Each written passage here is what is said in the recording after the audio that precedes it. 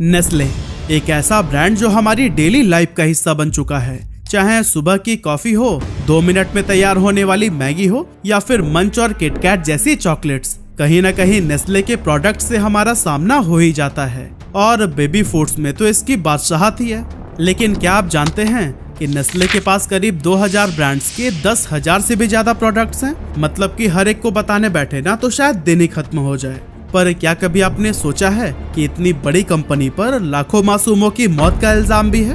वैसे तो ये ब्रांड दुनिया के हर कोने में मौजूद है, लेकिन इसकी कहानी इतने अप्स एंड डाउन से भरी पड़ी है ना कि आपको विश्वास ही नहीं होगा। पानी के लिए लोगों को तड़पाना, नई माओ को ऐसी सिचुएशन में डालना कि उनका ब्रेस्ट मिल्क ही बंद हो जाए, और फिर मैगी वाले पूरे कांड की कहानी तो शायद आपको पता ही होगी। तो चलिए स्टार्ट करते हैं नेस्ले कंपनी की उस कहानी को जो शुरू तो बहुत नेक काम के लिए किया गया था, लेकिन फिर ये ऐसे रास्तों पर भटक गया कि लोग इससे नफरत करने लगे और दोबारा प्यार भी। कंफ्यूज मत होइए, चलिए प्रॉपर समझने के लिए हम पूरी कहानी को जानते हैं। तो दोस्तों, नेस्ले की स्टोरी स्टार्ट होती है आज से करीब 210 साल पहले 10 अगस्त 1814 को, जब जर्मनी के फ्रैंकफर्ट में हेनरी नेस्ले का जन्म हुआ था। उनके फादर एक साधारण से ग्लास मेकर थे और फैमिली की फाइनेंशियल कंडीशन भी कुछ खास अच्छी नहीं थी। इसीलिए बहुत छोटी उम्र में ही हेनरी ने तय कर लिया था कि वो अपने पिता और भाइयों की तरह फैमिली बिजनेस का हिस्सा न बनकर कुछ अलग करेंगे। जिसके बाद से वो जे स्टिन के अंडर काम करने लगे, जो कि फ्रैंकफर्ट में ही एक फार्मेसी चलाते थे। हेनरी ने वहां 4 सालों तक काम किया और इस दौरान उन्होंने कई तरह की फार्मास्यूटिकल और केमिकल नॉलेज हासिल की, जो कि आगे चलकर उनके काफी काम आई। फार्मेसी छोड़ने के बाद से हेनरी अपने कुछ अननोन पर्सनल रीजंस की वजह से जर्मनी को छोड़कर स्विट्जरलैंड में माइग्रेट कर गए, और इस नए देश में आकर हेनरी खाना खाने के बाद पी जाने वाली एक स्पेशल शराब बनाकर बेचने लगे। लेकिन इस लिकर को मार्केट में कोई खास पहचान नहीं मिल पाई। इसके बाद उन्होंने विनेगर्स, रम और फर्टिलाइजर्स भी बनाए, लेकिन उन बिजनेसेस के साथ भी वही हुआ जो कि इनके लिकर बिजनेस के साथ में हुआ था।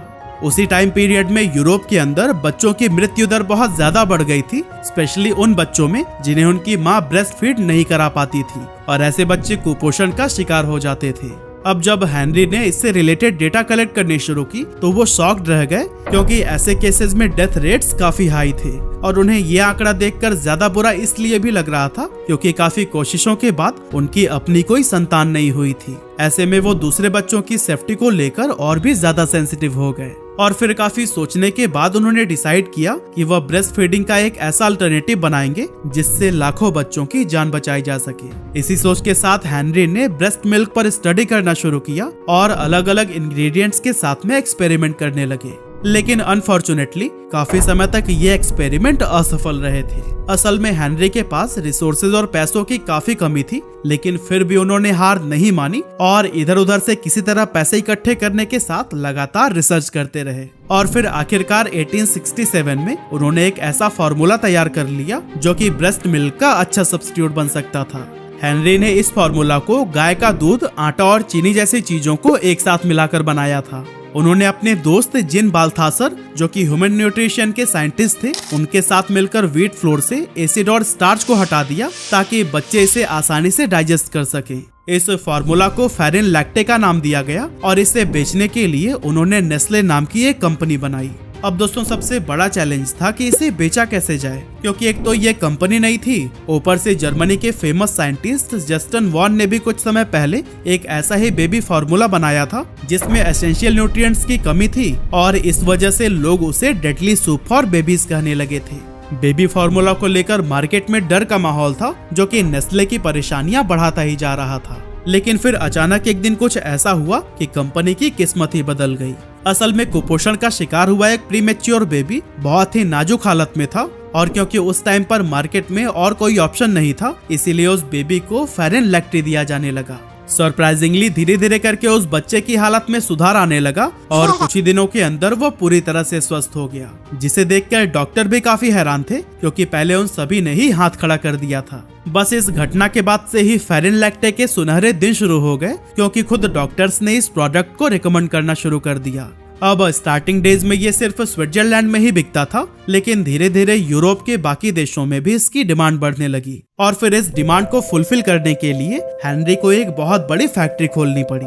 अब कुछ टाइम के बाद हेनरी ने देखा कि लोगों के लिए ताजे दूध को लंबे समय तक सेफ रखना एक बहुत बड़ा सिरदर्द बन गया था, क्योंकि उस टाइम पर रेफ्रिजरेटर का आविष्कार नहीं हुआ था। ऐसे में दूध बहुत जल्दी फट जाता था।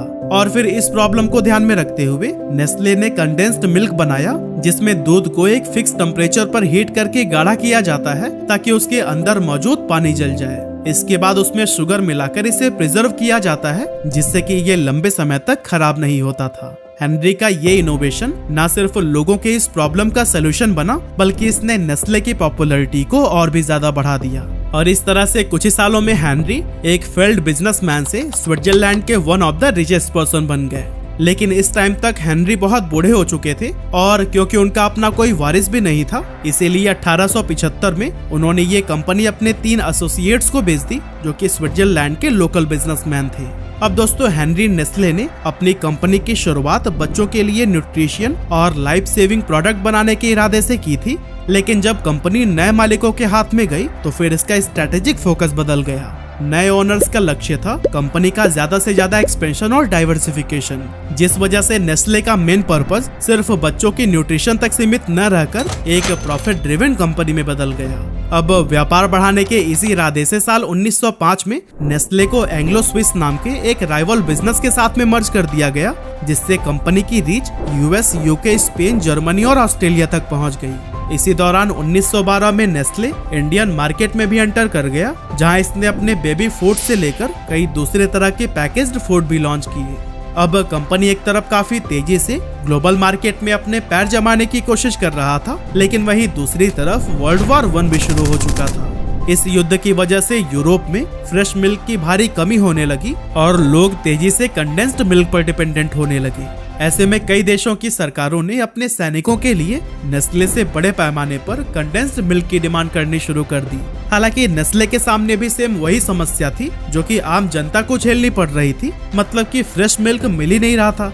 और फिर इस प्रॉब्लम को सॉल्व करने के लिए ही नेस्ले ने अमेरिका में कई सारी फैक्ट्रीज खरीदी, ताकि वहां अवेलेबल फ्रेश मिल्क से कंडेंस्ड मिल्क का प्रोडक्शन किया जा सके। इस तरह से कंपनी का प्रोडक्शन कुछ ही समय में 2 गुना हो गया और युद्ध के दौरान नेस्ले ने बहुत पैसा कमाया। लेकिन जब युद्ध खत्म हुआ तो फिर मार्केट में फ्रेश मिल्क फिर से मिलने लगा, जिसकी वजह से नेस्ले की मुसीबतें बढ़ गईं, क्योंकि ओवर प्रोडक्शन होने के चलते कंपनी कर्ज में डूबने लगी थी। इस फाइनेंशियल क्राइसिस से बाहर आने के लिए नेस्ले ने अपनी प्रोडक्ट लाइनअप को डाइवर्सिफाई करना शुरू किया। फॉर एग्जाम्पल 1920s में कंपनी ने कई तरह के चॉकलेट्स और पाउडर बेवरेजेस को इंट्रोड्यूस किया। हालांकि नेस्ले को असली सफलता तो तब मिली जब उसने 1930s में नेस्कैफे को लॉन्च किया, जो कि एक इंस्टेंट कॉफी पाउडर था। असल में नेस्कैफे के आने से पहले कॉफी बनाना बहुत झंझट भरा काम हुआ करता था। पहले बीन्स को रोस्ट करो, फिर उसे ग्राइंड करो, ब्रू करो और तब जाकर 1 कप कॉफी नसीब होती थी। लेकिन नेस्कैफे की सबसे बड़ी खासियत यही थी कि इससे कॉफी बनाना बहुत आसान हो गया। सिर्फ इसे पानी या दूध में मिक्स करिए और फिर कॉफी तैयार हो गया।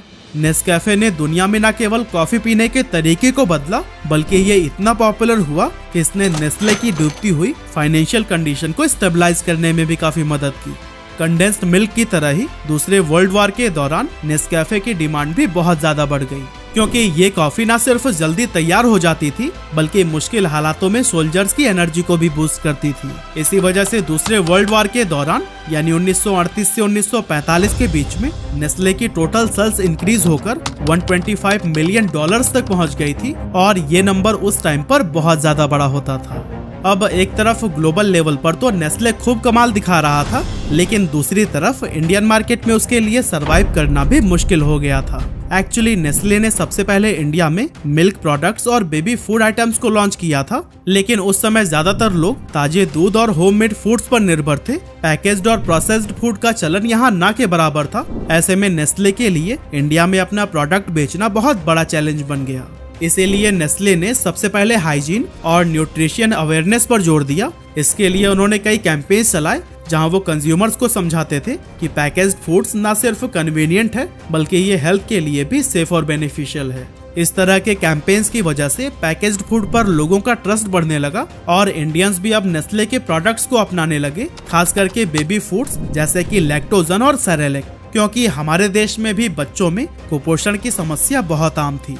अब 1970s में एक तरफ तो नेस्ले फ्रोजन फूड, फार्मास्यूटिकल और कॉस्मेटिक जैसे फील्ड में डाइवर्सिफाई कर रहा था, पर इसी दौरान कंपनी ने लालच में आकर ऐसा काम कर दिया जिससे कि लाखों बच्चों की जान खतरे में पड़ गई। एक्चुअली हुआ ये कि जैसे मेडिकल साइंस एडवांस हुआ, तब कई सारे स्टडीज में ये साबित हो गया कि बच्चों के लिए माँ के ब्रेस्ट मिल्क से ज्यादा हेल्दी कुछ भी नहीं होता। अब नेस्ले का बेबी फार्मूला भले ही ब्रेस्ट मिल्क का एक अच्छा अल्टरनेटिव था, लेकिन फिर भी लोगों के एजुकेट होने के साथ इसकी डिमांड कम होने लगी और बेबी फार्मूला से आने वाला रेवेन्यू भी काफी कम हो गया। इससे परेशान होकर नेस्ले ने सोचा कि क्यों ना कुछ ऐसा किया जाए कि उनके बेबी फार्मूला को वो लोग भी खरीदने लगे जो कि प्रॉपर ब्रेस्ट फीड करा सकते थे। इसके लिए उन्होंने अपने प्रोडक्ट को कुछ ऐसे एडवर्टाइज करना शुरू कर दिया कि उनका ये फार्मूला बच्चों के लिए माँ के दूध से भी ज्यादा बेहतर है। खैर, इनका ये स्कैंडल सिर्फ एडवर्टाइजमेंट तक ही नहीं रुका, बल्कि ये डॉक्टर्स को भी पैसे देने लगे ताकि वो माओ को बता सके कि नेस्ले का बेबी फार्मूला ब्रेस्ट मिल्क से ज्यादा फायदेमंद और सेफ है। इस तरह के मैनिपुलेशंस की वजह से वो माएँ जो कि अपना दूध पिला सकती थी, वो भी बेबी फार्मूला पर स्विच करने लगी, जिसके चलते बच्चों में इन्फेक्शंस का रिस्क बहुत ज्यादा बढ़ गया। और दोस्तों, पता है नेस्ले यहीं पर नहीं रुका, बल्कि इस स्ट्रैटेजी को एक कदम और आगे बढ़ाते हुए इसने अफ्रीका और एशिया में भी बड़े लेवल पर कैंपेन शुरू कर दिए। इसके लिए इन्होंने सेल्स वुमन को नर्सेस की तरह ड्रेसअप किया, जो कि हॉस्पिटल्स के अंदर नेस्ले ने कानूनी जीत तो हासिल कर ली थी, लेकिन मुकदमे और विवाद के चलते उनकी ग्लोबल रेप्यूटेशन को गहरा धक्का लगा था। नेस्ले के अनएथिकल मार्केटिंग टैक्टिक्स के खिलाफ काफी प्रोटेस्ट हुए और कई देशों में इसके प्रोडक्ट को बाइकआउट किया जाने लगा। इस कंट्रोवर्सी के बाद से नेस्ले को अपनी इमेज सुधारने के लिए कई सारे इंपॉर्टेंट स्टेप्स लेने पड़े। इसने ग्लोबल लेवल पर कई प्रोजेक्ट शुरू किए, जिसमें साफ पानी और बेहतर हेल्थ सर्विस को प्रमोट किया गया। इन कदम के जरिए नेस्ले ने ये संदेश देने की कोशिश की कि वो न सिर्फ मुनाफा कमाने के लिए बल्कि सामाजिक जिम्मेदारियां निभाने के लिए भी काम कर रहे हैं।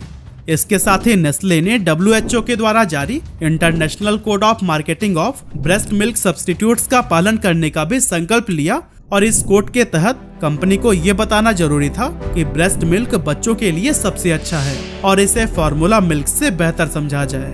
अब जब इस मामले की आग शांत हो गई तो 1983 में नेस्ले ने भारत में मैगी नूडल्स को लॉन्च किया, जिसने कि इंस्टेंट फूड के सेक्टर में एक नया बदलाव लाने का काम किया। उस समय भारत में नूडल्स का कॉन्सेप्ट बिल्कुल नया था, इसीलिए नेस्ले ने इंडियन कस्टमर्स का ध्यान अट्रैक्ट करने के लिए खूब मार्केटिंग की। कुछ ही समय में मैगी पॉपुलर होने लगी, खास तौर से बड़े शहरों में जहां महिलाएं बाहर निकलकर काम पर जाया करती थी। उस समय उन्हें एक ऐसे फूड ऑप्शन की जरूरत थी जो कि झटपट बन जाए और बच्चे भी उसे पसंद से खा लें। हालांकि अपने बेहतरीन स्वाद और शानदार मार्केटिंग की वजह से जल्द ही मैगी बड़े शहरों से निकलकर देश के हर कोने में पहुंच चुकी थी और भारत में तो इसे इतना पसंद किया गया कि लगातार 3 दशकों तक इसकी कामयाबी को ही कोई नहीं छू सका। लेकिन फिर 2015 में अचानक कुछ ऐसा बवाल हुआ कि सरकार ने न सिर्फ मैगी को इंडिया में बैन कर दिया, बल्कि उस पर 640 करोड़ रुपए का भारी भरकम फाइन लगाया गया।